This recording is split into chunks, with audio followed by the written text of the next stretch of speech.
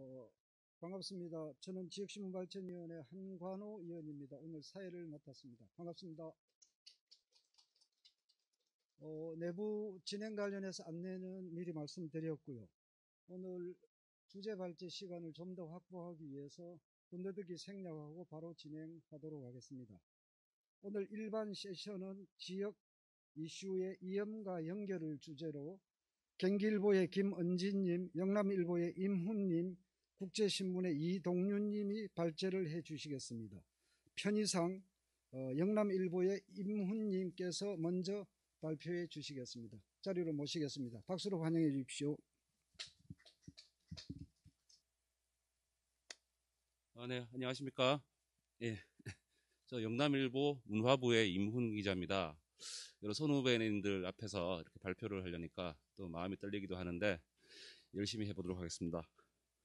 오늘 저는 아침에 대구에서 자차로 고속도로를 통해서 군산으로 왔는데요.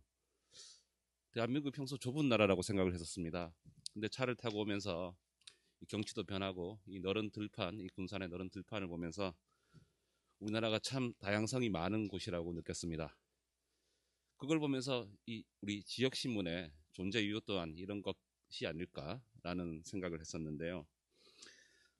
저는 이제 이번 주제로 대구 228 민주운동 관련 사료를 연속 발굴 보도를 했습니다.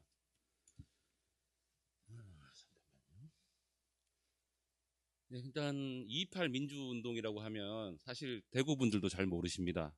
그 4.19 혁명이나 5.18 광주 민주화 운동처럼 사실 널리 알려지지 않은 운동이지만 대한민국 최초의 민주화 운동으로서 충분한 가치를 지니고 있다고 생각을 하는데요. 1공화국 수립 이후에 사실 민중이 자발적으로 시위를 한 대한민국 최초의 민주화 운동이라는 그 의의를 가지고 있습니다. 일단 228 민주운동 개요를 좀 이따 말씀을 드리고요. 그리고 228 민주운동 관련 영남일보의 연속 보도, 그리고 역사 기록자로서의 지역신문의 존재 이유, 그리고 디지털 아카이브 구축 등 급변한 디지털 환경에 대비하는 지역신문의 자세, 그리고 질의응답 시간으로 이 시간을 가지려고 합니다. 네. 228 민주운동 알고 계십니까, 혹시? 들어보신 적 있나요? 아마 나이 드신 그 선배님들, 나이 좀 있으신 선배님들 같은 경우는 아마 들어보셨으리라 생각이 됩니다. 이 1960년 2월 28일 이 자유당 정권의 불의와 부정을 규탄하기 위해서 대구의 고등학생들이 일어선 민주화 운동입니다. 그 당시 이제 대한민국의 이제 최초의 반독재 민주화 운동을 이렇게 대구에서 펼치게 되면서 이러한 움직임이 4.19로 이어지고 대한민국 민주주의 역사에 큰 획을 긋는데 큰 역할을 한 민주운동이라고 평가할 수 있습니다. 당시 이 배경에는 이승만 독재 정권이 있었습니다. 이 당시 이승만 독재 정권은 이 선거를 앞두고 갖은 불법 행위를 저지르고 있는 상황이었습니다. 1960년으로 돌아가 봤을 대구로 돌아가 보겠습니다. 2월 28일, 1960년 2월 28일 민주당 장면 대통령 후보의 대구 신천변 연설이 기획돼 있었습니다. 당시만 해도 TV나 라디오 같은 매스미디어보다는 현장에서 그 대규모 군중 집회를 가지면서 선거 유세를 하는 게 일반적이었고 상당히 많은 군중들이 모여서 그 여파를 자유당 정권에서도 무시할 수 없던 그런 시기였습니다. 이런 와중에 대구 신천에서 민주당의 유력한 대통령 후보가 선거 유세를 나서는 것을 이 독재 정권 입장에서는 그대로 두고 볼 수 없는 상황이었죠. 그리고 당시만 해도 고등학생들이 지금과는 다소 다른 어른스러운 부분들이 많았죠. 그래서 이 고등학생들이 이 민주화 운동, 그리고 특히 이 장면 박사의 신천 대통령 유세에 참여하는 것을 봉쇄하기 위해서 전면 등교령을 내립니다. 학교에 오라는 거죠. 일요일 날 선거 유세장에 가지 말고 학교로 오라. 이런 것들이 이제 일제적으로 시작이 되게 됩니다. 그래서 그 학생들이 그 이승만 독재 정권의 이런 것들을 간파하고 거리로 뛰쳐나와서 민주화를 요구했던 시위가 바로 228 민주운동이라고 할 수 있겠습니다. 자, 여기 사진 보이시죠? 사진이 역시 영남일보 1961년 2월 28일자 1주년 2.28 민주운동 1주년 시점에 일면에 게재된 사진입니다. 지금 학생들이 대구 도심을 뛰어가고 있습니다. 이승만 독재정권 타도를 외치면서 이 거리에서 행진을 하고 있는데요. 이날 그 기록에 따르면은 1000명이 넘는 고등학생들이 대구 시내에서 대규모 시위를 벌였고요. 1200명쯤으로 기억을 하고 있는데 100명이 넘는 학생들이 경찰에 연행되는 그런 큰 사건이었다고 볼 수 있겠습니다. 대구에서 요즘 대구라고 하면은 좀 보수의 성지라고 늘 이제 언론에서 말씀을 하시곤 하는데 사실 대구 같은 경우에는 1960년 이전에 대구를 생각하면은 그 일제 강점기 때도 그렇죠. 국채 보상 운동도 있었고요. 굉장히 자주적이고 그 어떤 불의에 항거하는 그런 정신이 깃든 고장이었습니다. 그리고 1945년 전후에 해방 전국까지만 하더라도 이 대구에 어떤 지명의 별명이 있었습니다. 조선의 모스크바였죠.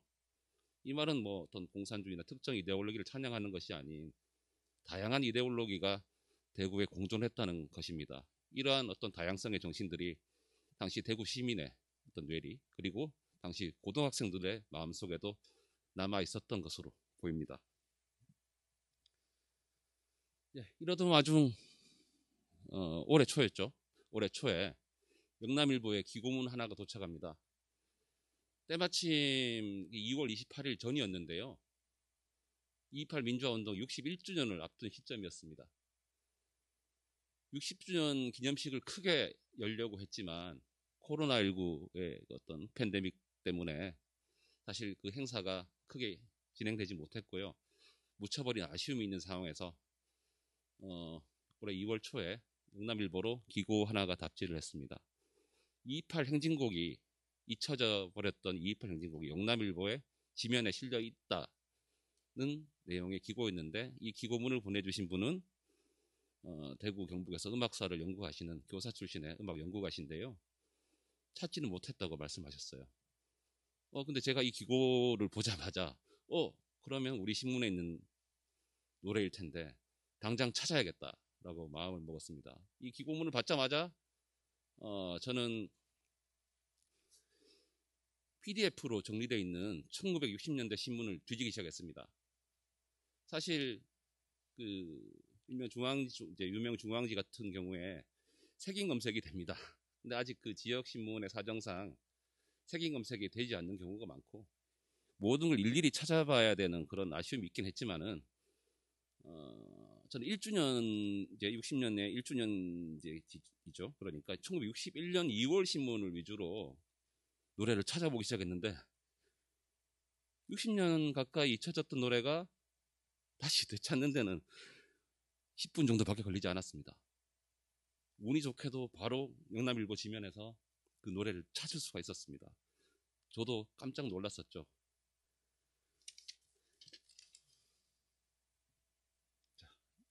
찾게 된 노래가 바로 2.28 행진곡입니다. 그 당시 학생들에게 불려졌던 2.28 행진곡, 60년 동안 잊혀졌던 그 노래가 우리 영남일보 지면에 실려있음에도 불구하고 저희가 찾지 못하고 잊혀져 버렸던 그 민주화 운동의 상징과도 같은 그 노래가 지면에 있었던 겁니다. 이 노래를 작곡하신 분들은 대구 능인고등학교의 교사 두 분이셨는데요. 이분들이 작곡하신 노랫말과 이 악보가 신문에 게재되어 있던 것을 확인하고 얼마나 감격스러웠는지 모릅니다.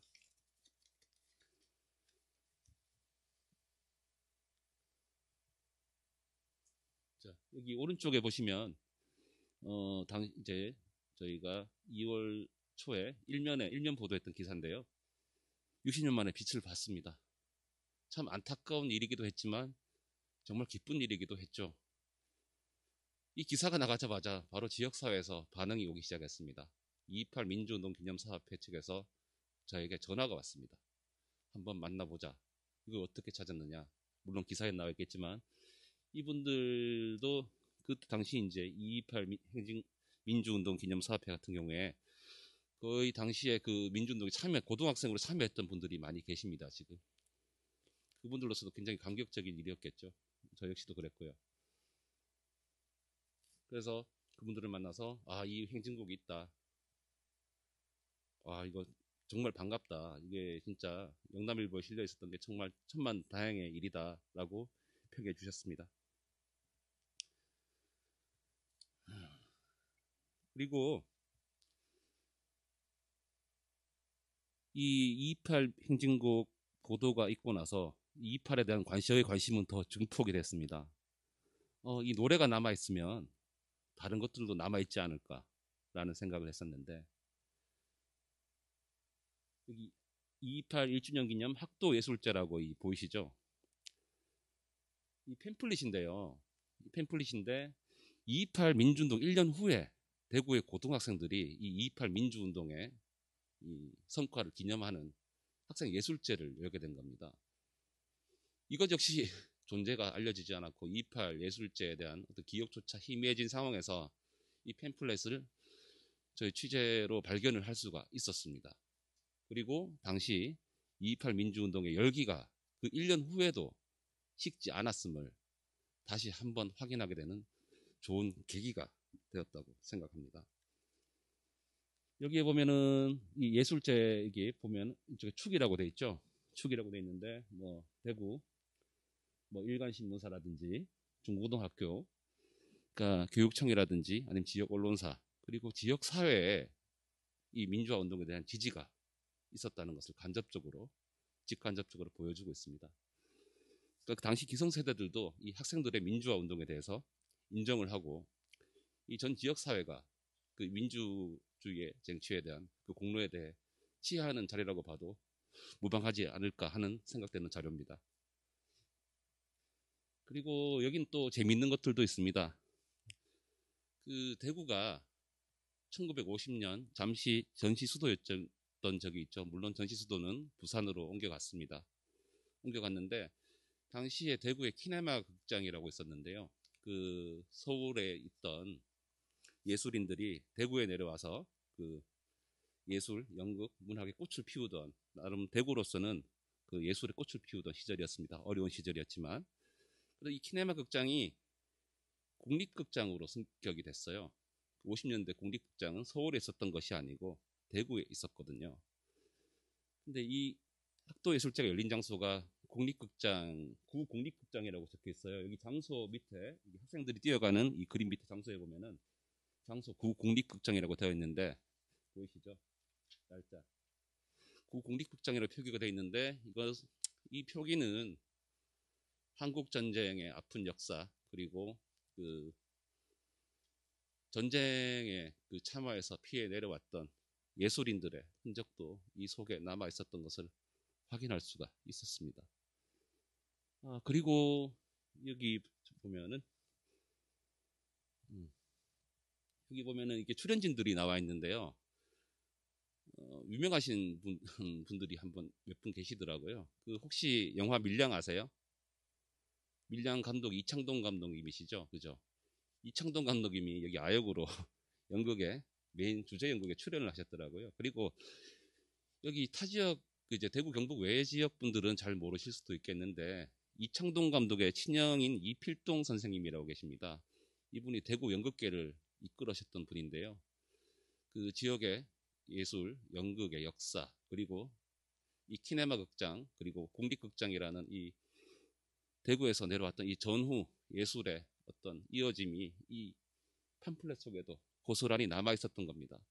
단지 2.28 행진곡 발굴로 옛 민주화 운동의 흔적을 찾았다는 기쁨도 있었지만은 이 추가로 발굴한 이런 사료들에서 전후 대구의 역사 그리고 대구 예술의 역사까지 엿볼 수 있는 큰 성과를 얻었다고 생각을 합니다.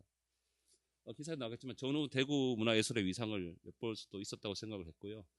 그리고 지금 모든 게 수도권에 집중이 되는 상황에서 어쨌든 전쟁 때문이긴 하지만 국립극장이 이 지역에 있었다는 그 사실 하나만으로도 지금의 입장에서 보면은 굉장히 새롭게 보이는 그런 현상이 아닐까 생각을 합니다.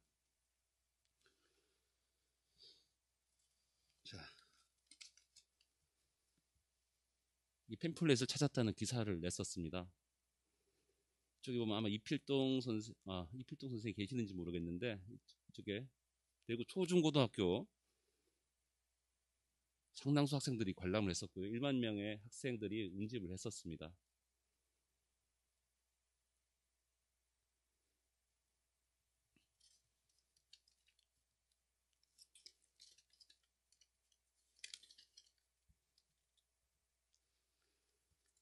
자, 그리고 팸플렛을 찾자마자 2.28 민주운동 기념사업회에서 연락이 또 왔습니다. 임 기자님, 팸플렛을 찾으셨다면서요. 그런데 팸플렛 말고 공개하지 않은 포스터가 있다. 이 2.28 학도했을 때 포스터가 있다고 말씀하시는 거예요. 당시 언론에 공개되지 않았던 것인데 이것도 제가 보도를 했습니다. 포스터 한번 보실까요? 예술제. 이 예술제의 이게 아랫부분에 보면은 붉은 태양 같은 뭔가가 타오르고 있는 느낌이 있는데 바로 횃불입니다. 최근 촛불로 저희 우리나라가 민주주의를 다시 회복하고 지켰다고 하지만 당시에 청년 학생들은 이 횃불을 들었습니다. 이승만 독재 정권의 한 거에서 이 상징적인 이미지가 이 포스터에 담겨 있었고요. 제가 실물을 봤는데 너무나도 강렬해서 한참 동안 이 포스터를 쳐다보게 됐습니다.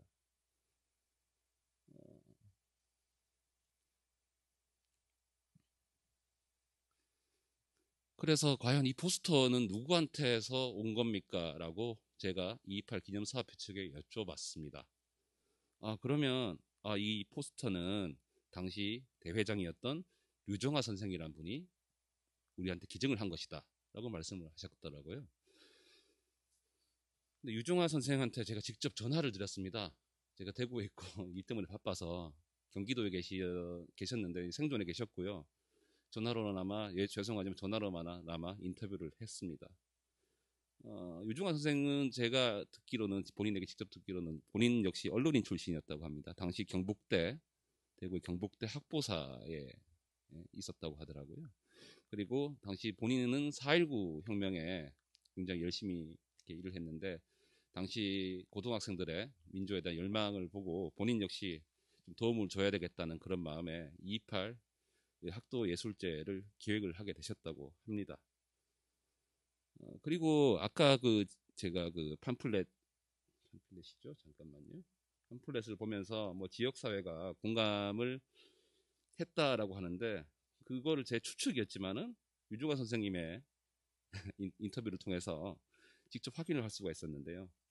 밑에 보이시죠? 뭐 행사 비용은 지역 기업 도움을 받아서 마련을 할 수 있었고 당시 대구가 섬유로 유명했었죠. 제일모직, 산화방직 공장을 방문해서 행사 지원금을 받을 수가 있었다. 그리고 대회장으로서 이효성 참여원과 대구여고 김명기 교장을 찾아 학생들에게 힘을 북돋아 달라고 부탁하기도 했다. 그러니까 이효상 의원 같은 경우에는 국회의장을 하셨던 분인데 당시 이제 정치권에서도 큰 관심을 가지고 있었다는 것을 반증하는 것 같습니다. 예, 이렇게 영남일보에 2.28 관련 연속 사료 발굴 보도가 이어지면서 지역사회에 뜰 있는 사람들도 움직이기 시작했습니다. 당장 또 연락이 왔습니다. 저에게. 며칠 남지 않은 2.28 민주화운동 기념일을 맞아서 영남일보가 발굴한 2.28 민주운동 노래를 기념식에서 부르고 싶다라는 음악인들의 연락이 왔습니다. 저야 뭐 반대할 게 없고 2.28 기념 당시에 예전에 포항이 아니고 대구에 명동 로타리라고 있습니다. 명동 로타리라고 이제 도심에 근접해 있는 곳인데요. 여기 지금은 옮기고 없지만 그곳에 2.28 기념탑이 있었습니다. 지금은 대구 두류공원으로 자리를 옮겼는데요. 그 상징적인 장소에서 대구 명덕 도시철도 명덕역에서 60년 만에 이 노래가 울려 퍼지게 됐는데요. 한번 들어보시죠. 2.28 발구의 봉화. 그런데 역시 탄핵에 대해서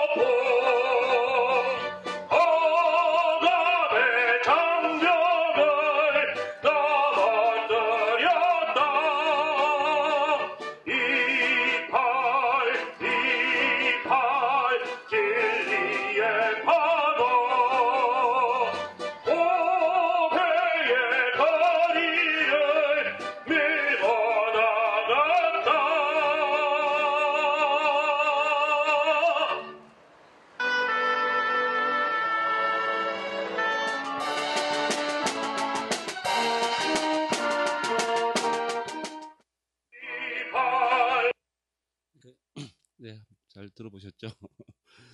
마지막에 부패 거리를 밀고 나갔다는 노랫말에서 당시 독재 정권에 대항해서 분연히 일어섰던 우리 학생들의 기상을 느낄 수가 있었습니다.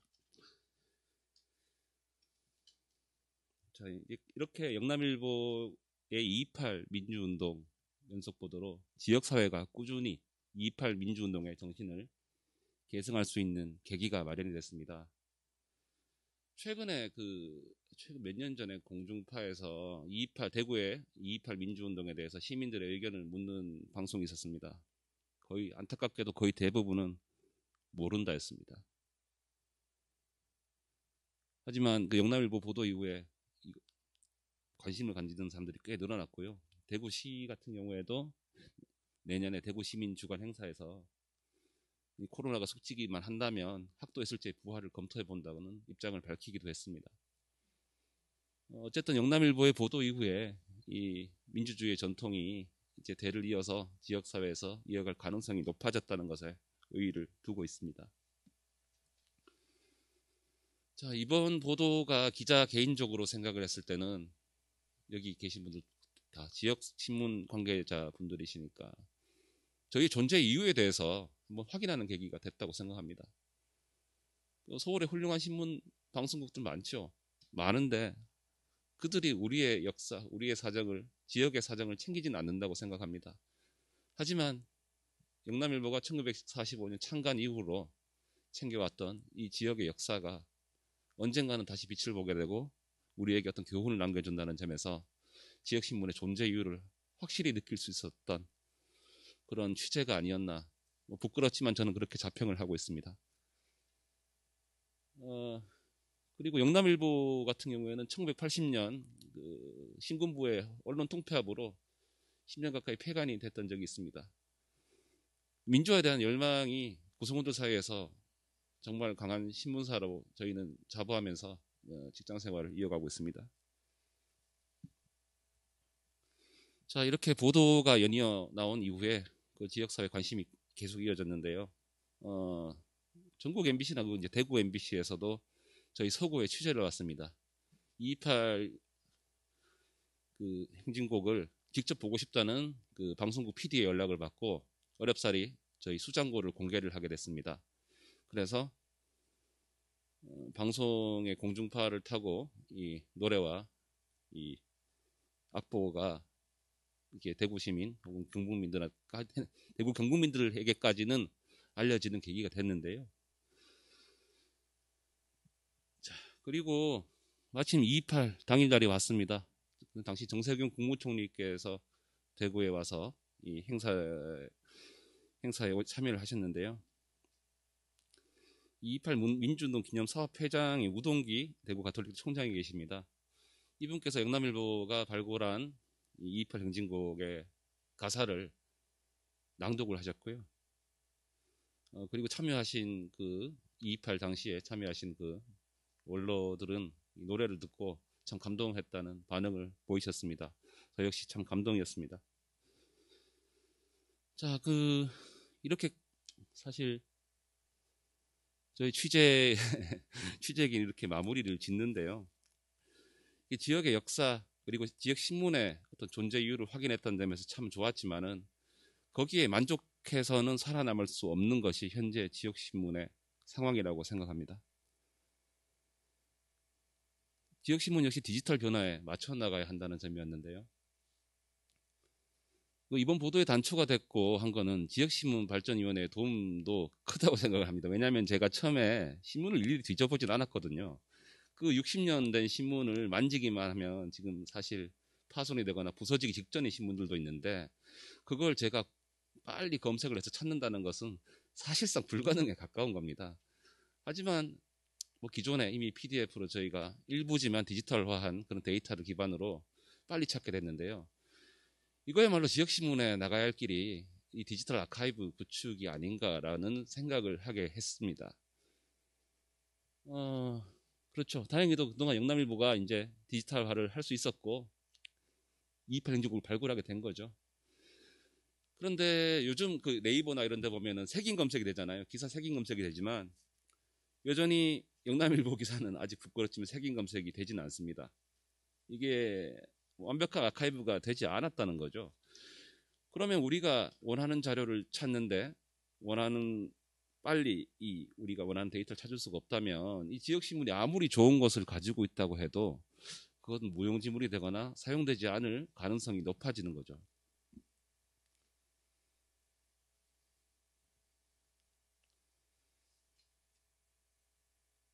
네네. 마무리 좀 들어가겠는데요. 이런 식으로 했고. 그리고 최근 신문을 포함해서 미디어 산업이 급격히 변화하고 있습니다. 그래서 요즘 뭐 NFT라고 들어보셨죠? 넌 펀저블 토큰이라고 하는데 그 트위터의 첫 메시지가 뭐 수억 원에 팔렸다는 얘기를 듣고 참 놀랐습니다. 근데 또 흥미로운 것은 저희 영남일보가 그 컨버스라는 자회사로 영남일보 NFT 컨텐츠를 판매를 해서 일부는 완판을 했습니다. 참 놀라운 일이었는데요.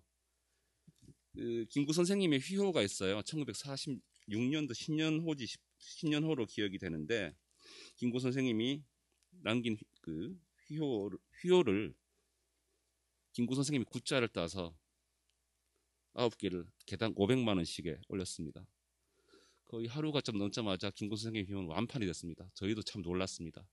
그리고 영남일보 창간호를 76주년을 맞아서 45만 원의 가격에 76개를 시장에 올렸습니다. 이건 역시 이틀이 좀 지나서 완판이 됐습니다. 그 관심에 정말 놀랐고요. 제가 이런 말씀을 드리는 이유는 지역신문의 역사 그리고 지역신문의 컨텐츠가 가진 가능성이 무한하고 그리고 디지털 시대를 앞두고 우리 지역신문이 변화에 적응해야 하고 어떤 도전에도 응전할 수 있도록 실력을 키워야 한다는 점입니다. 그런 면에서 이번 228 민주동 발굴 연속 보도는 저에게는 많은 교훈이 됐고요. 그리고 우리 지역신문에 앞으로 나가야 할 길에도 시사하는 바가 크다고 생각을 합니다. 부끄럽지만 여기서 좀 발표를 좀 마치고자 합니다. 감사합니다.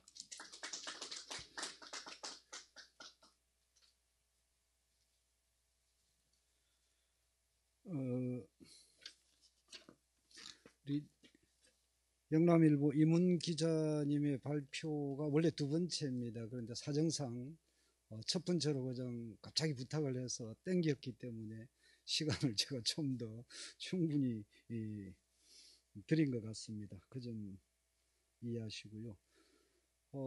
그제였던가요? 한겨레 신문에 하종강 선생이 쓴 그 칼럼 7549라는 그 칼럼 생각이 아까 발표를 들으면서 났는데 75년 4월 9일이 인핵당 재건이가 대법에서 사형 선고 난 지 다음 날 바로 사형을 당했지요. 대구가 아픈 역사를 많이 안고 있는 도시입니다. 또 하나 제가 드리고 싶었던 말씀이 그 아카이브가 굉장히 중요한 시대를 살고 있는데 그 조선왕조실록만 실록이냐 대구의 실록을 발굴하고 또 보도해서 지역에 의미 있는 작업을 한 것 같습니다. 온라인으로 시청하시는 분들께서는 채팅창으로 질문이 있으면 남겨주시면 질의응답 시간에 소개해드리도록 하겠습니다. 빠르게 발표를 이어가겠습니다. 다음은 경기일보 김은진 기자님 발표해 주십시오. 안녕하십니까. 경기일보 문화체육부 김은진 기자입니다. 이번 컨퍼런스에서 소개해드릴 저희 사례는 특별취재반 동물 방역의 표준을 만들다입니다. 그래서 총 정치부의 이호준 차장, 최태병 기자, 그리고 제가 한 팀을 이뤄서 취재하고 쓴 기사로요. 총 7편 보도됐습니다. 저희의 기획 의도는 살처분 현장에서 이제 자리 잡은 악습과 의혹을 고발하고 부정을 근절하고자 하는 것이었습니다. 발표는 취재 배경, 취재 과정, 취재 결과, 보도 이후에 저희가 이끌어낸 움직임까지 소개해드리도록 하겠습니다. 우선 취재 배경을 설명드리기에 앞서 가축 감염병과 살처분에 대해서 좀 간단하게 설명을 드릴게요. 가축 감염병은 잘 알다시피 ASF, AI, 또 구제역 등 가축의 감염병으로 날씨가 쌀쌀해지는 10월부터 2월까지 발생 감염률이 높아집니다. 또 이 같은 가축 전염병이 발생하게 되면 이제 소, 닭, 오리 등을 키우던 농가에서든 자식같이 키우던 이런 가축을 다 살처분에 나서는데요. 이런 또 국가는 가축 전염병을 국가적 재난으로 지정하고 방역대 사활의 유지를 겁니다. 이러한 과정은 다른 데로 확산되는 것을 막기 위해서 24시간 내에 빠르게 신속하게 이루어져야 합니다. 취재 배경은 저희 이제 경기도의 한 살처분 업계 관계자로부터 제보가 시작됐습니다. 경기도 내 가축 전염병이 발생하면 충청업체들이 일감을 독식한다라고 처음에 전했습니다. 그리고 또 덧붙여서 공무원들과 유착관계가 있는 그리고 또 유착관계가 있는 업체들이 또 일감을 독식한다는 내용도 전했고요. 이런 것들이 이제 업계에서는 좀 소문이 잔잔하다고 전했습니다. 저희는 이제 제보자의 말이 좀 신빙성이 있는지 판단하기에 앞서 이제 농림축산식품부로부터 3년간 가축 전염병 발생론과 살처분 현황을 좀 자료를 입수했습니다.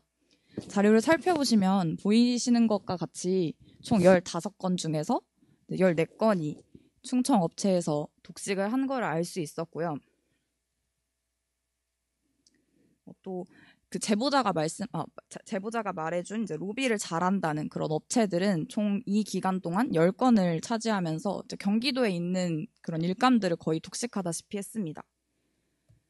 저희는 이제 자료 분석을 통해서 이게 좀 신빙성이 있다, 믿을만하다라고 생각을 했고 이제 취재를 좀 나서게 됐는데요. 우선은 제보자의 만남을 시작으로 이제 경기도 안에 있는 살처분 업체 관계자들을 좀 만나기 시작했습니다. 이제 도심 속에 있는 경기 남부의 살처분 업체부터 이제 파주 등 뭐 경기 북부 쪽에 있는 살처분 매몰지 복원 작업 현장에서 이제 관계자들을 만나면서 정말 이런 소문이 사실이 있는지, 또 어떤 업체가 왜 경기도 업체는 일감을 가져오지 못하는지, 충청 업체 중에서 어떤 업체가 유명한지 이런 거에 대해서 좀 살폈습니다.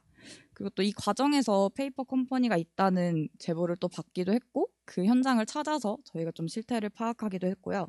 그다음에 이제 경기도 및 이제 시군 관계자들, 공무원들의 유착 관계가 있다고 얘기를 들은 만큼 이제 경기도 및 시군 공무원들의 인터뷰를 나서서 또 왜 이 업체를 선정을 했는지, 이 업체가 어떤 장단점이 있는지 이런 걸 좀 파악하기도 했습니다. 취재 결과 가축 전염병은 발생하게 되면 24시간 내에 살처분을 완료해야 되는 탓에 공모 절차를 따로 거치지 않고 100% 수의계약으로 진행을 하게 됩니다. 그래서 수의계약으로 통해서 업체를 선정하게 되고요.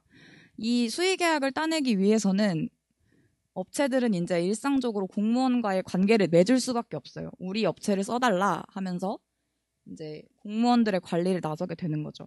이 사이 과정에서 이제 업체와 공무원 간의 유착 관계가 생기게 되고요. 또 이런 공무원과 관계를 잘 가지게 된 업체가 일감을 거의 독식하다시피 100% 수의 계약이기 때문에 가져가게 되면서 이제 다른 지역 업체라든지 아니면 신생 업체는 이 구조에 낄 수가 없게 되는 거죠.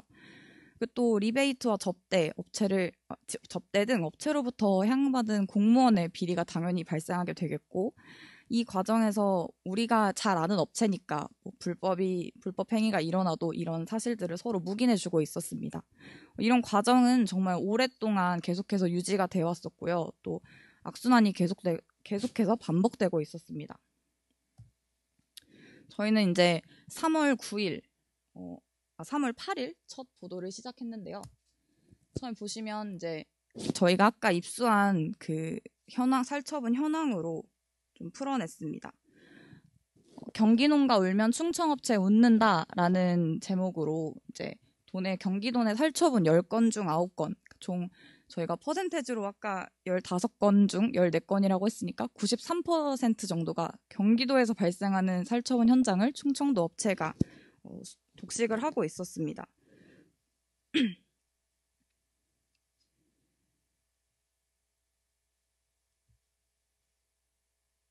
그리고 이제 같은 날 이런 현상이 일어날 수밖에 없는 걸 24시간 내 살처분 지침 탓 몰아주기 계약 수주기의 박탈이라는 기사로요. 이제 이런 현상, 수의 계약으로 이뤄질 수밖에 없는 그런 상황에 대해서 설명했습니다. 또 공무원들과 충청 업체들 간의 관계는 여기서 끝이 아니었습니다. 이제 매몰지를 복원하는 작업에서 역시 충청도 업체가 독식으로 하고 있었는데요. 가축 매몰지 복원은 가축 감염병 발생으로 살처분에 묻은 가축의 사체를 다시 파낸 뒤 원래대로 이제 복구하는 작업입니다. 이 작업에서 역시 이제 충청도 업체가 독식을 하고 있었습니다. 이 작업은 특히 살처분처럼 24시간 내 긴급을 요하는 상황도 아니었음에도 충청도 업체가 거의 독식을 하고 있었고 거의 대부분 수주를 가지고 있었는데요. 특히 이제 경기도 지역에서 경기 지역 업체는 단 2개 지역 업체가 총 단 7건만 차지하고 있었습니다. 그래서 이제 공무원들은 단지 그 전에 관계를 맺어온 업체가 편하고 공무원 특성상 이런 업체만 우리가 잘 아는 업체니까 이 업체만 선정해야겠다 하는 것 때문에 역시 충청도 업체를 대부분 선정했었고요. 그리고 여기서 일부러 수의계약 1억 원 미만의 사업은 수의계약을 맺을 수 있는데 일부러 사업을 좀 쪼개서 수의계약을 일부러 맺어주는 등 그런 상황이었습니다. 그래서 이제 경기도의 업체들은 우리는 정말 낄 자리가 없다, 살아남을 자리가 없다라고 이렇게 호소했습니다. 당연히 이제 이 검은 의혹을 저희가 좀 드러내면서 업계에서는 뭐 명절과 생일에 선물을 주고받는 건 기본이고 리베이트도 챙겨주기도 한다. 또 경기도에 있는 한 빈 공간에 페이퍼 컴퍼니를 설립을 해놓고 주소만 등록한 채 수의계약을 따내기도 했고요. 그다음에 뭐 이제 업계에서는 어디에서는 어떤 업체가 전담해서 처리를 한다 이런 소문도 파다하게 있는 걸 좀 저희가 전했습니다. 저희가 이제 보도가 시작되고 나서 제보가 좀 많이 몇 개 들어왔습니다. 특히 한 업계 관계자는 저에게 이런 동영상을 보내오면서 이런 현장도 있었다, 이런 불법도 자행되고 있었다라고 이제 제보가 들어왔는데요. 저희가 지금 영상을 좀 틀어드릴 수는 없지만 이게 아래 자료 사진을 좀 보시면 이게 영상 속에 방역복을 입은 사람들이 이제 살아있는 닭을 산채로 파쇄기에 넣는 장면이었습니다. 이거는 이제 경기도의 한 이제 살처분 현장에서 일어나는 건데요.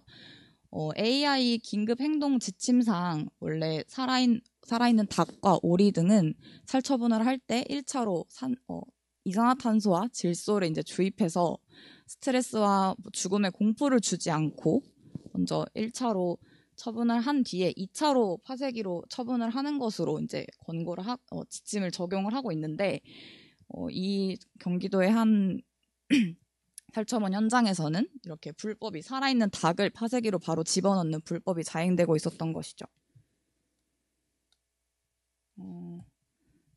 이에 본보는 영상을 토대로 3월 11일자에 산채로 갈리는 닭 살처분 현장 충격이라는 기사와 함께 이런 불법적인 현장을 고발했고요.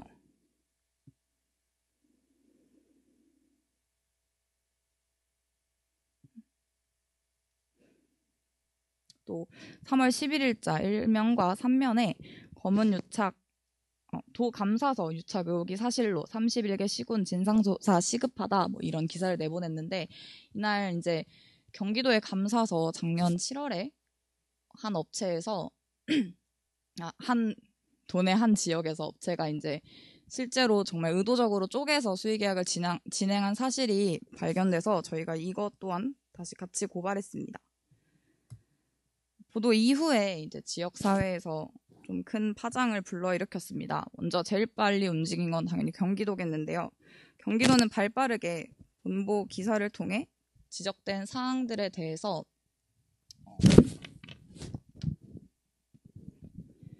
지적된 사항들을 담은 개선 방안을 좀 제시했습니다.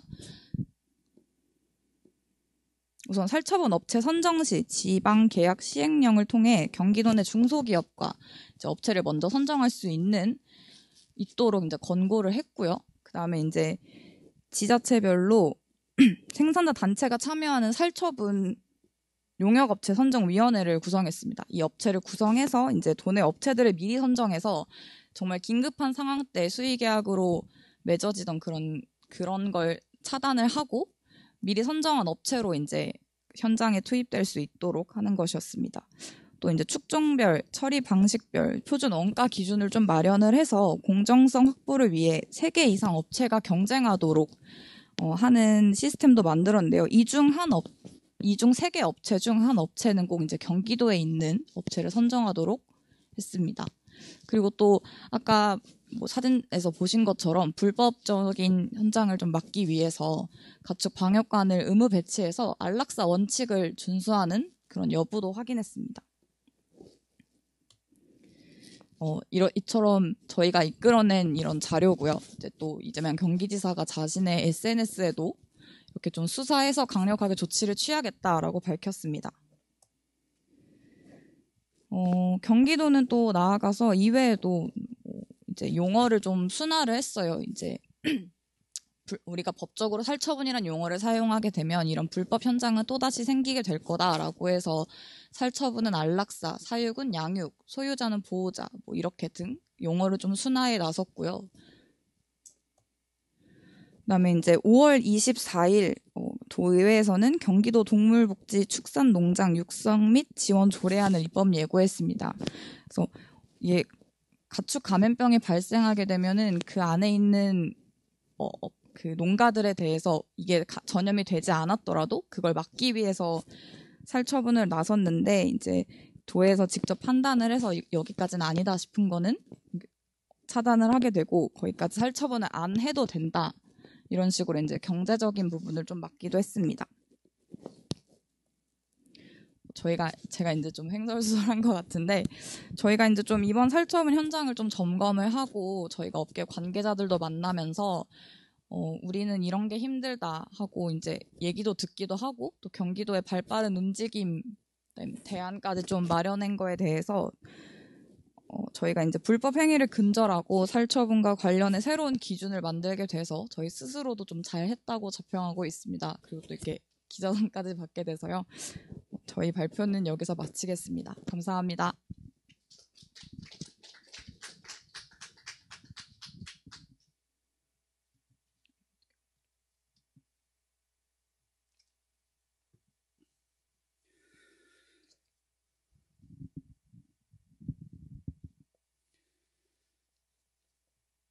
아주 간략하게 일목요연하게 하실 말씀 또박또박 잘 발표하셔서 아마 시청하신 분들께서도 내용을 잘 이해하셨으리라고 생각이 됩니다. 경기일보 김은진 기자님 수고하셨습니다. 본 컨퍼런스를 시청 중이신 분들께서는 유튜브 채팅창을 통해서 발제와 관련한 혹은 컨퍼런스와 관련한 질문이나 의견을 주시면 다음 시간에 답변 시간이나 개별 통보 등을 통해서 충분히 수렴하고 의견을 전달해 드리도록 하겠습니다. 오늘 1세션 끝 발표자입니다. 국제신문 이동용 기자님 발표해 주시겠습니다. 네, 안녕하세요. 그 고통이 아직 생생합니다. 벌써 40년이 지났는데도. 이건 영화 속의 대사입니다. 이 영화는 지역 언론사 최초 부산국제영화제 공식 초청된 시내 프로젝트 10월의 이름들입니다. 저는 발표를 맡은 국제신문 디지털국 이자 10월의 이름들 감독 이동윤입니다. 목차를 좀 설명해 드릴게요. 기획 의도와 보도 과정, 그리고 영화의 제작 과정, 그리고 저희가 했던 성과를 공유해 드릴 거고요. 발전 방향까지 진행이 됩니다. 부망쟁을 아시는지요? 1979년 10월 16일부터 20일까지 부산과 마산 일대에서 벌어진 항쟁입니다. 민주항쟁이고요. 유신 정권을 무너뜨린 결정적인 계기이고, 이 항쟁이 터진 후 12.6이 터집니다. 그리고 밑에 아주 중요하고 유명한 대사가 나오죠. 캄보디아에선 300만 명을 죽였는데 우리 대한민국 100만, 200만 죽여도 까딱 있겠습니까? 차지철 경호시장이 한 말입니다. 어쩌면 서거가 없었다면 부마가 광주가 될 수도 있었지 않을까 생각해 볼 수 있는 대목입니다. 부마 항쟁 때 검거된 이후 관련자로 인정된 시민의 수는 1563명 중 올해 6월 기준으로 300여 명에 불과합니다. 비공식적으로 된 인원 같은 경우는 10,000명, 20,000명까지 추정을 하니까요. 훨씬 더 많아지겠죠. 40년이 지났지만 보상은 아직까지도 굉장히 미비한 수준입니다. 1960년의 4.19 혁명, 광주 민주화운동, 87 6.5 항쟁, 부마 항쟁은 4대 민주항쟁 중에서 유일하게 국가기념일에서 제외되어 왔습니다. 그래서 국제신문은 2018년 9월부터 20년 11월까지 21차례에 걸쳐서 다시 쓰는 부마 항쟁을 보도했습니다. 1부, 2부, 3부로 나눠지는데 보고서 1부에서는 항쟁 과정을 되짚으면서 국가 기념일로의 제정을 염원했고요. 2부에서는 문서 속의 이름들을 파헤치면서 관련자 보상법을 강화를 하기를 촉구했습니다. 3부에서는 트라우마를 중점적으로 다뤘습니다. 취조 고문 과정이 나오고요. 10명 정도 되는 인터뷰가 등장을 해서 당시 상황을 아주 간결하고도 자세히 설명을 해주고 있습니다. 거기에 더해서 부산, 마산 항쟁의 피해자 내지는 참여자들이 트라우마를 치료하기 위해서 광주까지 가는 이런 사례도 저희 선배 기자분들이 발굴을 했습니다. 이 다시 쓰는 부마 항쟁 보고서 3부작을 통해서 세상은 조금씩 또다시 변화해 나갔습니다. 2019년 부마 항쟁이 국가기념일로 지정이 됐고요. 저희 선배님들이 이제 한국신문상과 한국기자상 등 2관왕을 차지하기도 하셨습니다. 하지만 단순히 레거시 미디어, 신문을 넘어서서 항쟁의 역사를 되새기는 더 큰 무언가가 분명히 필요했습니다. 아카이브 작업이었죠. 국제신문은 나름 SNS 그리고 유튜브에서 구독자 수에서 강점을 보여왔습니다. 페이스북 8.6만, 유튜브는 10만이 넘었습니다. 하지만 유튜브와 SNS는 모두의 강점이자 그리고 더 이상 진입할 방법이 없습니다. 레드오션인 거죠. 따라서 어려운 길이 예상됩니다. 어려운 길이 예상되지만 남들이 하지 못한 시도 그리고 도전이 바로 지역신문에서 할 수 있는 혁신 전략이라고 판단할 수 있습니다. 그래서 국제신문은 과감히 부산 지역신문발전위원회 사업으로 영화를 제작을 하게 됩니다. 제가 연출을 맡게 된 이유는 대학교 때 단편 영화를 제작한 경험이 있었기 때문입니다. 작년 연말쯤에 기획에 들어가서 대략 6개월 내지 7개월 정도 기획과 촬영, 편집 그리고 후반 작업을 거쳐서 영화제에 출품하게 되었습니다. 그 영상팀 인력이라고 한 신문사의 영상팀 인력을 활용하지 않았습니다. 대신에 부산 지역의 청년 영상 제작사와 협력을 했습니다. 제가 이제 연출을 맡고 국제신문이 취재, 기획, 섭외 등이 좀 용이하지 않습니까? 언론사이기 때문에.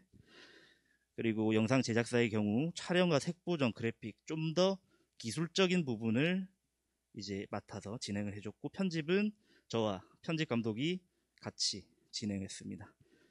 각자의 강점을 효과적으로 활용하는 방법이 무엇인가를 굉장히 고민했던 것 같습니다. 자, 그래서 10월의 이름들 예고편을 잠시 보고 가겠습니다. 기억이 아직까지 생생하게 남아있습니다.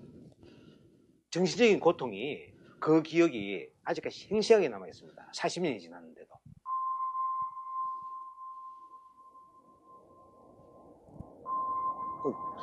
분위기 이상하다 했더니 저기 와 하더라고. 그리고 경찰이 그 좁은 골목을 향해서 체류탄 까고 들어왔습니다. 그때 속으로 그랬죠. 아, 터질 게 터졌다. 올 곳이 왔다 그랬죠. 예상을 했는데 그렇게 한꺼번에 바로 크게 터질 줄 몰랐죠.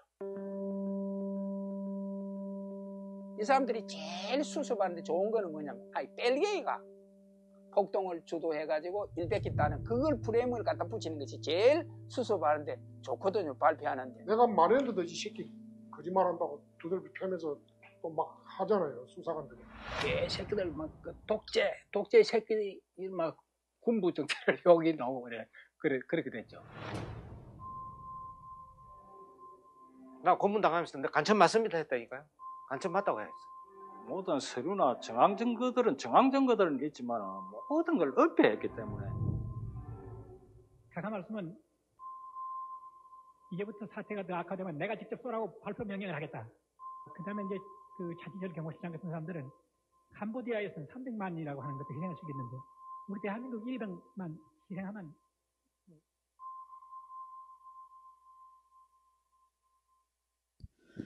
네, 예고편을 보고 오셨고요. 10월의 이름들은 총 4부 구성을 취하고 있습니다. 총 러닝타임 97분이고 1부 어린 시절, 2부 도화선, 3부 계엄령, 4부 이름들입니다. 챕터가 나뉜 거죠. 이는 서사와 이미지의 전략적인 결합이라고 판단하실 수 있습니다. 광고기획자, 예비목사, 시민운동가, 버스기사, 부산대학생, 동아대학생, 재봉사, 경상고 학생, 사진기자, 생산직 노동자, 금연기술자, 전투경찰 노조위원장, 그리고 마지막으로 사망자 아들까지. 인터뷰 대부분이 60대에서 70대 고령입니다. 근데 저희가 굉장히 놀라웠던 것이 마치 어제 일처럼 생생하게 증언해내시고 진술해 내셨습니다. 만약 그 당시로 돌아간다면 지금보다 더 잘했겠죠. 병원에 들어눕더라도 수백, 수천 장 찍어놔야죠. 잠시만요. 아이고, 제가 보고서 3편 저희 기획 기사가 이제 완전히 끝이 나서 이거를 영상화하는 작업을 좀 죄송합니다. 군부의 어떤 핍박과 그 다음에 고통을 40년 동안 안고 계셨지만 항쟁에 참여하신 분들은 모두 다 똑같이 다시 부마항쟁에 참여할 의향이 있다고 밝혀주셨습니다. 그래서 10월의 이름들은 일간지 최초 그리고 지역 언론 최초로 부산국제영화제 공식 초청이 됐습니다. 그 이전에 DMZ 국제 다큐멘터리에도 초청이 됐었고요. 이런 10월의 이름들 프로그램 노트인데요. 부산국제영화제 프로그램 강소원 프로그래머께서는 10월의 이름들을 좋은 구성과 효과적인 편집, 성실하게 수집되어 적재적소에 배치된 아카이브 자료들이 말이 가진 위력을 배가시키는 전공법의 다큐멘터리라고 평가해 주셨습니다. 접니다. 네. 그 영화 경쟁 부문 영화 10편 중에 왓챠라고 별점 사이트가 있어요. 거기서도 평균 평점 2위에 해당되는 평점을 받아서 나름 전략적으로 영화를 만든 게 좋았다는 생각이 좀 들었고요. 네, 요게 아까 그겁니다. 그리고 이제 제작 지원이 있는데 지역 기업 37개의 개인과 기업이 지원에 나섰습니다. 부산과 경남에 있는. 그리고 이제 지역 영상 제작사와 시너지 효과인데요. 저희 인력을 전부 다 투입하는 것이 아니라 실질적으로 촬영이나 편집에 조금 더 능한 영상 제작사를 끼고 했을 때 조금 더 효과적인 영화 제작이 가능했다라고 볼 수 있을 것 같고요. 그래서 10월의 이름들 부산국제영화제 초청되고 상영한 다음에 영화 배급사와 지금 공동재 상영과 극장 배급을 논의 중에 있습니다. 그리고 마지막으로 이게 사실은 어떻게 보면 제일 공적인 영역에서 중요한 건데 저희가 이제 부산, 울산, 경남 교육청의 무상으로 영화 파일을 기증을 하기로 했습니다. 신문사에서 영화를 만든다는 것이 좀 난관이 있거나 좀 어려운 일이라고 생각이 들 수는 있습니다. 하지만 이제 3가지 시너지를 기대를 할 수 있을 것 같은데요. 신문사가 이제 자체 기획 기사를 가진 게 많기 때문에 다양한 소재의 장편 다큐멘터리 제작이 가능합니다. 그리고 지역 기업은 이제 레거시 미디어인 신문 내 광고에서 벗어나서 조금 더 변화된 방향의 제작 지원과 지역 사회 공헌을 할 수 있으며 지역 영상 제작사 역시 언론사와 장기적인 계약을 체결하거나 평판 재고, 그리고 이번 같은 경우는 부산국제영화제 공동 제작사로 초청이 됐기 때문에 저는 이 전략을 윈 전략이라고 생각을 하고 싶습니다. 단순히 한쪽의 이익이 돋보이거나 극대화되는 것이 아니라 모두 함께 가는 전략을 꿈꿀 수 있다는 거죠. 그래서 국제신문은 내년에도 다큐멘터리 제작을 계획 중에 있고요. 여러 선택지들이 놓여 있는데 그걸 이제 고민을 하면서 연말과 신년을 또 보내게 될 것 같습니다. 이상 발표를 마치겠습니다. 감사합니다.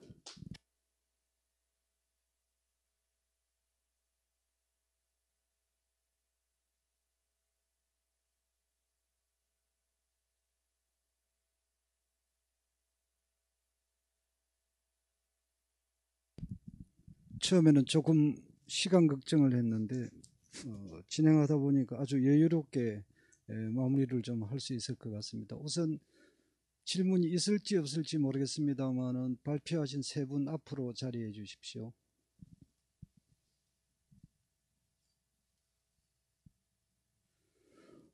세 분 발표 내용은 유튜브 채팅창을 보시고 계신 분이나 우리 자리해 주신 분들 다 파악을 하셨을 것 같고요. 질문 있으면 질문 받고 채팅창에 혹시 질문 들어온 거 있으면 전달해 주시면 좋겠습니다. 아직 없습니까? 네. 혹시 이 자리에 계신 분들 질문 있으면 질문해 주십시오. 예, 말씀하십시오.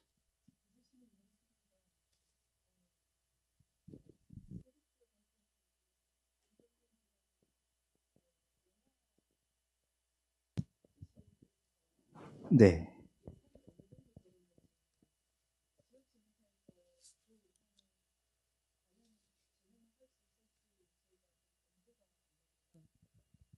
저희 그 지역신문 발전위원회 사업비를 받아서 진행을 했었습니다. 그래서 이게 사실 뭐 케이스 바이 케이스이긴 한데 뭐 지역신문 발전위원회 저희도 도움이 없었다면 쉽게 이제 진행을 하지 못했을 것 같고요. 다행히도 이제 전반적인 도움을 많이 받을 수 있어서 네.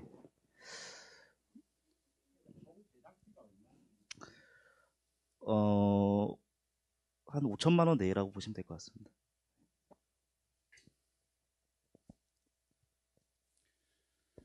또 질문 없으세요? 뭐 거제신문 그 빵빵하니까 5천만 원 정도야 뭐 내년에 한번 영화로 제작해 주시기를 바라겠습니다. 그 영화 하면 또 태안신문에서도 오셨습니까? 아마 태안신문에서도 또 도전하고 있고 여러 곳에서 아마 영상 분야, 영화 쪽으로도 많이 관심이 많은 것 같습니다. 앞에 발표하신 두 분은 아주 묵직한 역사적 주제를 가지고 발표하셨고요.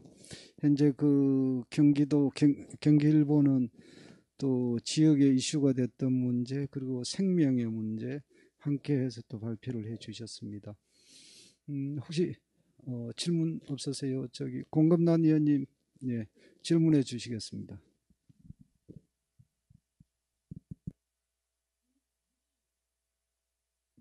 예, 마이크 가져다 드리겠습니다.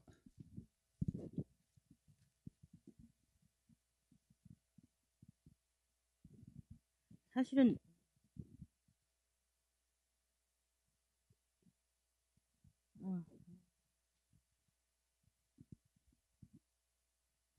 안 들리는 것 같은데. 네, 경기일보에 한번 여쭙고 싶은데요. 그 공무원들의 비리를 밝혀내는 것은 사실은 내부 고발이 아니면 쉽지 않거든요. 그래서 그런 부분들이 좀 있었는지 아니면 밝히지는 못해도 사전에 그런 내용들이 좀 있었는지 좀 알고 싶고, 또 하나 이제 사실은 동물 살처분이 굉장히 잔인하긴 한데 달리 무슨 좋은 방법을 좀 찾아냈거나 대안이 좀 있습니까? 이게 방역 차원에서 예를 들어 닭을 산채로 이렇게 했다든지 산채를 묶고 이러는데 다른 방법이 좀 혹시라도.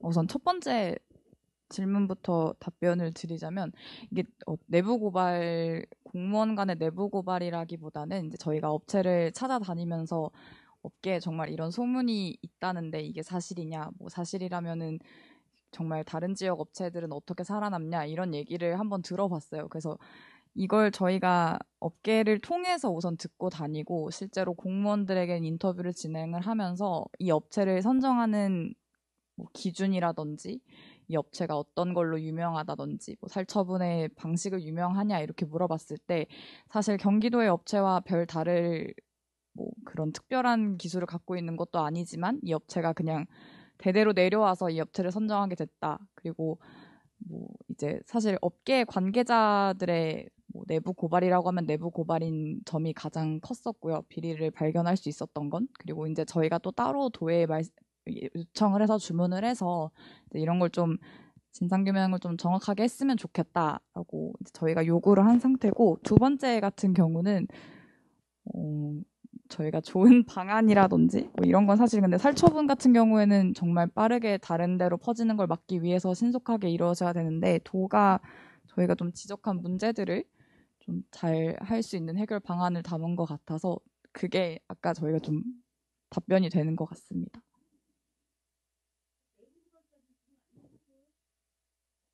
그거는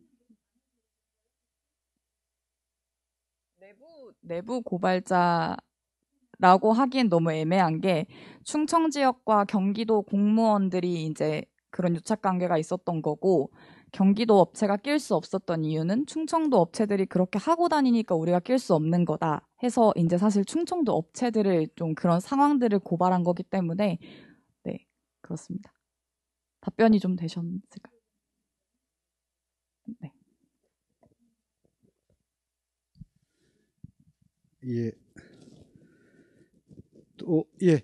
질문. 어디에 누구신지 말씀하시고 잠시만 기다려 주세요. 마이크 전달하겠습니다.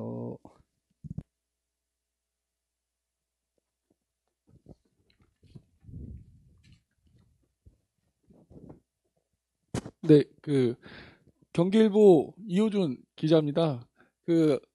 저희 발표했던 집중 취재반의 팀장을 맡고 있는 기자인데요. 지금 질문해주신 부분에 대해서 조금만 더 간단하게 설명을 드리면, 저희가 충청 지역이냐 경기도 지역이냐 이러한 문제가 아니고, 가축 살처분이 가축 살처분을 해야 되는 상황이 발생하면 가장 큰 문제가 24시간 이내에 살처분을 해야 되는 게 문제였던 거거든요. 그렇게 되면은 업체를 선정할 때 선정을 공모를 해서 업체를 평가할 시간이 없는 거죠. 그냥 평소에 아는 업체를 선정할 수밖에 없는 겁니다. 근데 그 사이에서 업체들이 공무원들을 평소에 관리를 하고 그 동물이나 가축에 대한 그 말이나 비용에 대한 그 리베이트를 공무원들이 받는 경우도 있고, 뭐 향응 접대는 뭐 당연히 이루어지고 있는 상황이고, 그러한 것들에 대한 고발을 했던 것이고요. 그 제도 개선을 통해서 저희가 어떠한 근본적인 변화를 이끌어냈냐면 24시간 이내에 업체를 선정해야 되는데 평소에 공무원이 알고 있는 업체를 선정하는 것이 아니라 평상시에 농가와 환경단체와 공무원들이 미리 사전에 업체를 선정해 놓게 사전에 준비를 해놓게끔 되어 있어서 이제는 공무원들이 업체를 선정하는 데서 관여를 할 수가 없게 됐습니다. 경기도는. 그러니까 업체 선택권이 공무원들한테 없어진 거죠. 그렇게 되면 이제 저희가 가장 분노했던 거는 사실 이게 구지역이나 AI가 발생을 하면 농가들은 정말 피눈물을 흘리면서 가축들을 묻는 거거든요. 근데 이제 그러한 국가적 재난 상황 속에서 공무원들이 이익을 챙긴다는 거는 정말 도저히 뭐 용서할 수 없는 일이었기 때문에 저희가 보도를 하게 된 것이고, 공무원들의 내부 제보가 아니라 업체들의 내부적 자신들의 그런 토로함을 저희가 보도한 거고, 지금은 뭐 제가 알기론 경찰 수사 중이고 경기도 감사가 진행되고 있는 중이어서 구체적인 뭐 사실을 더 이상 뭐 말씀드리기 좀 힘들지만, 제도적으로 이제 경기도는 공무원들이 그 업체 선택권 자체를 박탈당했고, 이게 지금 경기도가 농림축산식품부에 건의를 해서 아마 전국적으로 앞으로 제도 개선이 좀 이루어지지 않을까라는 저희 기대를 하고 있습니다. 네, 이상입니다. 그 처음에 발표하신 내용을 봤을 때 자칫 경기일보니까 경기도에 있는 관련 업체를 보호하자는 취지가 더 앞선 거 아니냐라는 오해를 조금 가질 수도 있는 부분이 있었습니다. 그 부분에 대해서 제대로 해명해 주신 것 같고요. 제도적으로 개선이 됐다니까 잘 정리된 것 같습니다. 예. 예, 마이크 사용해 주십시오. 저 그 듣고도 조금 의문이 좀 안 풀려서 좀 말씀드린 건데. 그러면은 지금은 경기도 내 업체만 지금 하고 있습니까? 아니면 다른 데에서도 참여를 하고 있습니까? 아, 그러니까 그것이 지금 바뀐 것이 적용이 된 것은.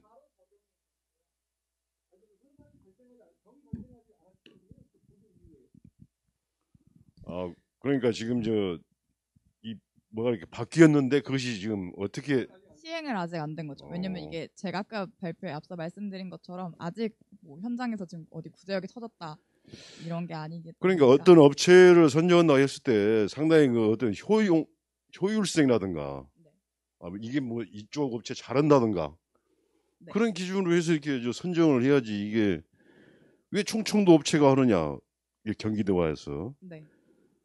그런 것은 조금 좀 이상하지 않습니까? 저희도 그게 처음에 이상하다고 생각을 해서 이제 아니, 제가 이상하다는 것은 왜 경기도는 경기도 업체만 해야 되느냐. 아까 이제 조금 말씀하셨지만은 조금 저는 아직도 좀 미진하구만요.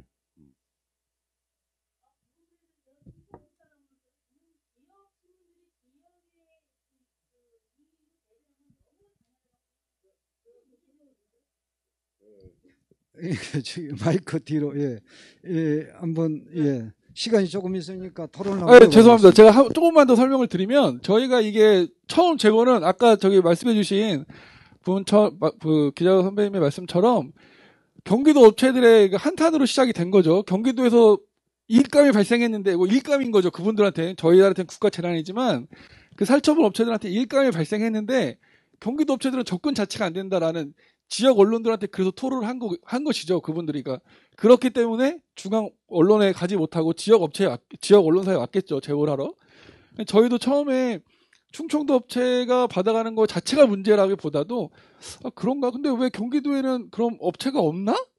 살처분 업체가 경기도에 없기 때문에 충청도 업체들이 받아가나? 아니면 충청도 업체들이 굉장히 뭐 우리가 반도체 하면 삼성인 것처럼 뭐 예를 들면 충청도 업체들이 특별한 기술이나 뭐 노하우가 있나? 이런 것들에 대해 접근을 했는데 그런 게 아니라 이제 저희 그 안성, 평택 뭐 이런 충청도 인근 지역의 경기도 시군들이 평소에 관리가 되어 있었던 거고 이제 그것들이 이제 부천, 막 경기 북부에도 구지역이 터지고 이럴 때 공무원들이 이제 소개로 이렇게 그 암묵적인 아까 말씀드린 대로 24시간 이내에 묻어야 된다는 그 조건 때문에 공무원들이 업체를 소개받고 아는 업체 그리고 평상시에 관리하는 업체들한테 일감을 주고 있다는 것 자체가 저희는 문제를 좀 삼았던 거고요.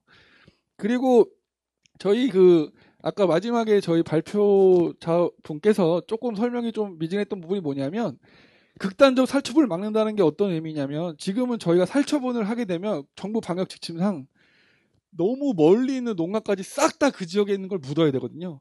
근데 싹 다 묻어야 되기 때문에 시간 내에 할 수가 없으니까 그 업체들을 계속 고용할 수밖에 없는 특정 업체들을 그렇기 때문에 좀 멀리 떨어져 있는 농가들은 순차적으로 24시간 이후에도 묻을 수 있도록 조금 제도를 개선을 건의한 부분이다라는 말씀을 추가로 좀 설명을 드립니다. 예, 어쨌든 뭐 지역에서 파장을 일으켰고 그게 제도적 개선으로 이어져서 보도에 대한 효과는 충분히 있었다고 봅니다. 다른 질문 혹시 또 있으세요? 없으면 이상으로 마쳐야 될 것 같고요. 어떤 분이 그런 말씀을 하셨습니다. 저널리스트의 임금이 저렴하면 기사의 질이 저렴해진다고. 방송사나 통신사나 서울에 있는 일부 신문사에 비해서 지역 주간지나 일간지들은 아직까지 전체적인 환경이 굉장히 열악합니다. 그런 가운데서도 오늘 좋은 소재와 주제로 지역을 위해 헌신하고 있는 기자분들을 만나게 돼서 반가웠습니다. 앞으로도 계속 발전을 바라면서 제1세션 오늘 여기서 마치도록 하겠습니다. 수고하셨습니다.